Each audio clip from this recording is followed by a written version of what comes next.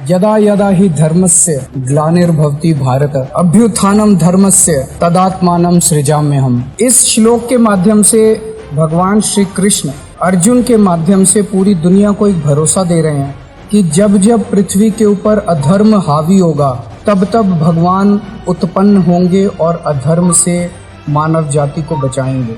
आज हमारे देश के अंदर जो हालात हैं, इतना ज्यादा अधर्म हो गया, इतना ज्यादा अधर्म हो गया है। खुलेआम एमएलए को खरीदा जा रहा है, खुलेआम सरकारें गिराई जा रही हैं। जितने भ्रष्ट लोग हैं उनको अपनी पार्टी में ये लोग शामिल करके उनको वो सत्ता का सुख भोग रहे हैं।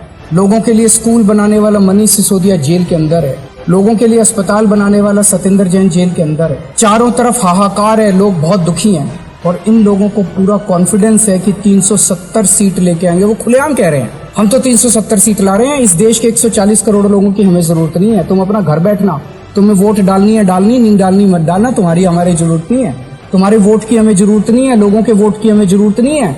खुलेआम कहा जा रहा है कि 370 सीटें आ रही हैं हमारी। कैसे? कुछ ना कुछ तो हो गया है, कुछ ना कुछ तो सेटिंग कर लिया, चाहे ईवीएम में करिए, कहाँ करिए पता नहीं, लेकिन वो कह रहे हैं अब इस देश के लोगों की इस जनतंत्र को जरूरत नहीं है। तो जो ये पूरा चंडीगढ़ चुनाव हुआ, चंडीगढ़ चुनाव के अंदर ये कोई इत्तेफाक नहीं था कि उस दिन कैमरे के अंदर इनकी कुकर्म, इनकी कारस्तानियां, गलत कारस्तानियां कैमरे के अंदर कैप्चर हो गई। उस दिन हमने देखा वीडियो के अंदर सारे चिल्ला रहे हैं ये कैमरे हटाओ, कैमरे हटाओ। कैमरे नहीं हट पाए उस दिन, सब कुछ कैप्चर हो गया। क्यों? वहां पे भगवान मौजूद थे, भगवान ने कैमरे हटने नहीं दिए, इनके सारे कुकर्म कैप्चर हो गए। और कल जिस तरह से सुप्रीम कोर्ट के अंदर ये पूरा फैसला सुनाया गया, ऐसा लगा जैसे चीफ जस्टिस ऑफ इंडिया की जिह्वा के ऊपर उनके अंदर भगवान मौजूद है। चीफ जस्टिस ऑफ इंडिया के जरिए भगवान बोल रहे हैं। पूरे देश का एक बार विश्वास जागा। जो देश ये समझने लगा था कि बीजेपी को हराया नहीं जा सकता, लोगों को लगने लगा कि बीजेपी भी हार सकती। चंडीगढ़ मेयर का चुनाव हार सकती है तो बीजेपी बड़ा चुनाव भी हार सकती है। मैं देश के लोगों से यही कहना चाहता हूं कि भगवान ये संदेश देने की कोशिश कर रहे हैं कि मैं आ गया हूं, मैं आपके साथ हूं। और कल के उसके वृत्तांत के बाद मैं ये कहना चाहता हूं कि अनिल मसीह जो है, उसने जो गड़बड़ की उसकी सजा के लिए तो ऑर्डर हो गए हैं, लेकिन वो तो प्यादा था। उसके जो मास्टरमाइंड हैं, उसके जो मालिक हैं, जिन्होंने आदेश दिया ये सारा जनतंत्र का चीर हरण करने का, जनतंत्र की ऐसी तैसी करने का, सजा उनको मिलनी चाहिए और उनके ऊपर देशद्रोह का मामला चलना चाहिए। जो व्यक्ति इस देश के जनतंत्र के खिलाफ के साथ खिलवाड़ करेगा वो देशद्रोह कर रहा है। हरियाणा में पंजाब बॉर्डर की हालत बेहद गंभीर है। किसान और जवान आमने सामने हैं। किसान अधिकार चाहता है, एमएसपी का अधिकार। प्रधानमंत्री जी के वायदे को पूरा करवाना चाहता है। उस वायदे को पूरा करने के लिए दिल्ली जाना चाहता है। हरियाणा सरकार बेवजह चारों तरफ से हरियाणा के बॉर्डर को रोक के किसान को बंधक बना के रखना चाहती है।